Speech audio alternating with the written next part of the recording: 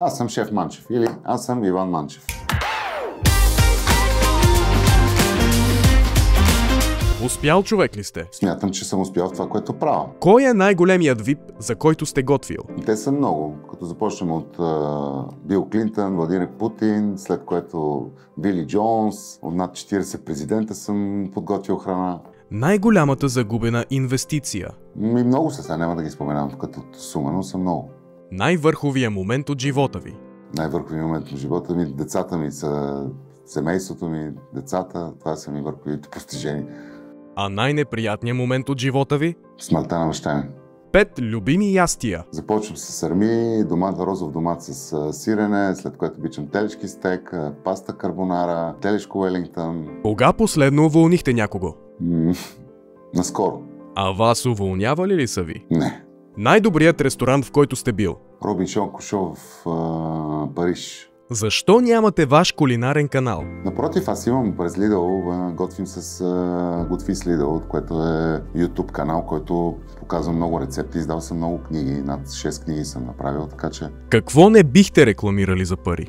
Нещо, което не ми носи удовлетворение. Либерал или консерва?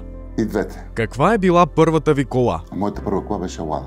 1500 S, много си обичах, защото си я купих с спестените пари от заплатите и татко ми помогна малка сума пари, но за сметка на това се радвах и се гордеех с нея.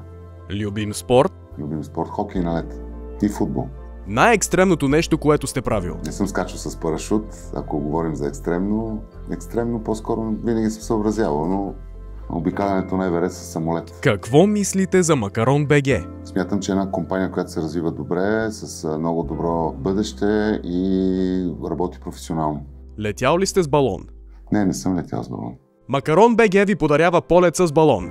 Много благодаря. Нали, това е екстремно. Най-добрият готвач в България? Те са много, но всеки има собствен почерк. Като започна Андрей Токев, Виктор Ангелов, Пламен Стамов, Милен Панев, доста са. Аз съм издал топ 20 готвачи на България като книга, ще ви я подаря пък аз. Така че в нея са всички най-добри готвачи и смятам, че България има голямо поле за развитие на кулинарията. Разбира се, и клиентът е много важен. Той е във взаимен процес. От една страна се да и производител, от друга страна се и клиент. Нивото на българските готвачи в сравнение с чуждестранните? Напротив, българските готвачи са изключително добри. Има много добри професионалисти, които знаят какво правят, знаят къде искат да бъдат, но проблема е и в потребителя, така че в две посоки е. Философската храна или храна, която се прави с много мисъл, а не храна, която е ежедневно ядем, изисква много инвестиция, много персонал, много качествени продукти, така че имаме такива хора, които могат да правят такава храна. Плакали ли сте наскоро? Не. Смятате ли, че да плачете е нещо срамно? Напротив, не е срамно. Това са емоции, които всеки човек ги носи в себе си и като такива е нормално всеки да достигне до някакъв плач, защото вътрешно в себе си изживява някакъв катаклизъм и е нормално емоцията да го изкара навънка. Така че не е срамно да плачеш, не е срамно да си признаеш, че нещо не ти е добре, че нещо ти се е случило.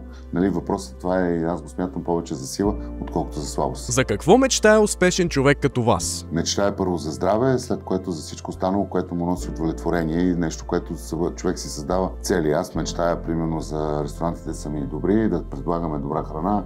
От друга страна, децата ми да върват в посоката, в която искат да върват. Аз само мога да им подскажа какво да върват. Семейството ми да е добре, да е здраво, моята любима да е добре и да работи както трябва.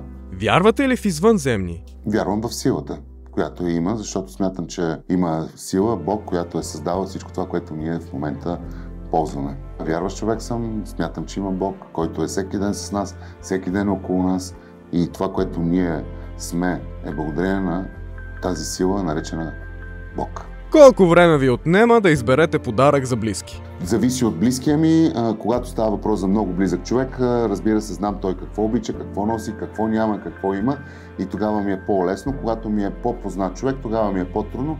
Тогава залагам на нещо, което е познато. Ако пуши, му подарявам запалка, ако не пушим, му подарявам портфел. Зависи от човека, дали е мъж, жена и така нататък. Бихте ли използвали услугите на Макарон БГ? Със сигурност бих използвал, стига това, което търся, той на Макарон да го предлага.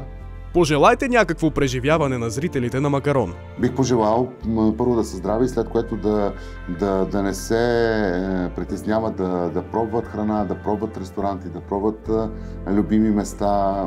Това бих им пожелал, защото човек е голям колко са големи мечтите, а изживяните моменти тогава са силни, когато човека ги е живял.